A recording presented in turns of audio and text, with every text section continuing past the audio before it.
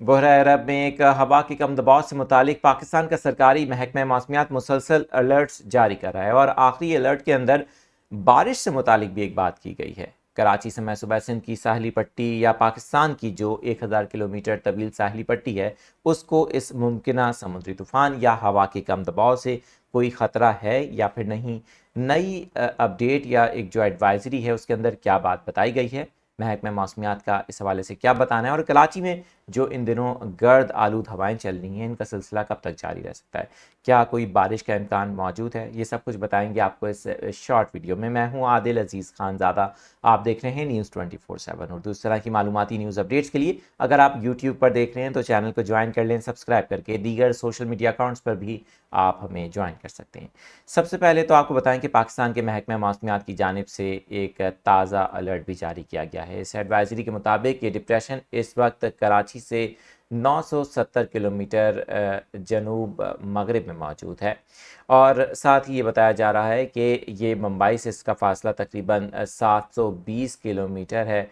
ممبئی میں گزشتہ دنوں اس ہوا کے کم دباؤ یا ڈپریشن کے باعث ہمیں بارش بھی دیکھنے کو ملی تھی، جبکہ بھارتی ساحلی پٹی اس سے کافی حد تک متاثر بھی ہو رہی ہے۔ اگرچہ کچھ انٹرنیشنل جو موسمیاتی ماڈلز ہیں وہ اس کے مزید شدت اختیار کرنے کا اشارہ بھی دے رہے ہیں، تاہم اوورال اگر صورتحال پر نظر ڈالی جائے تو اس کے سمندری طوفان میں تبدیل ہونے کے امکانات ابھی تک کچھ کم ہی نظر آ رہے ہیں۔ پاکستان کے سرکاری محکمہ موسمیات کا یہ بتانا ہے کہ فی الوقت اس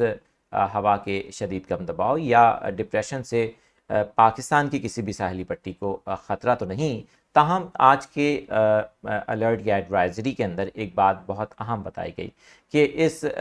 ہوا کے کم دباؤ کے زیر اثر صوبہ سندھ کے جو خاص طور پہ تھر پارکر، نگر پارکر اور عمر کوٹ کے علاقے ہیں جنہیں مشرقی سندھ کا حصہ کہا جاتا ہے، وہاں پر اگلے آنے والے 24 گھنٹوں میں ہلکی بارش، بوندا باندی یا پاسنگ شاورز ہو سکتی ہیں، یعنی کہ اس کے آؤٹر بینڈز کے اثرات صوبہ سندھ کے مشرقی علاقوں کو متاثر کر سکتے ہیں۔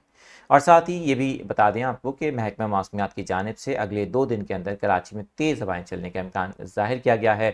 ان خشک ہواؤں کی وجہ سے کراچی میں ہوا میں نمی کا تناسب بھی کافی حد تک کم ریکارڈ کیا جا رہا ہے۔ یہ ہوائیں کراچی میں جہاں تیز ہواؤں کی وجہ سے گرد اب کافی بڑھ رہی ہے، وہیں پر شہر میں ایئر کوالٹی انڈیکس کے متاثر ہونے کا اندیشہ ہے۔ گزشتہ دنوں کراچی میں آلودگی کی جو مقدار تھی وہ کافی زائد تھی، جس کی وجہ سے شہریوں کو کافی مشکلات کا سامنا بھی کرنا پڑا۔ آپ جن علاقوں میں موجود ہیں وہاں موسم کی صورتحال کیسی ہے، اور گزشتہ دنوں میں جس طرح سے کراچی میں کافی ڈسٹی ویدر ہوا ہے، آپ اس کو کس طرح سے ایکسپیرینس کر رہے ہیں؟ نیچے کامنٹ سیکشن موجود ہیں، آپ اپنی رائے کا اظہار ضرور کیجیے گا۔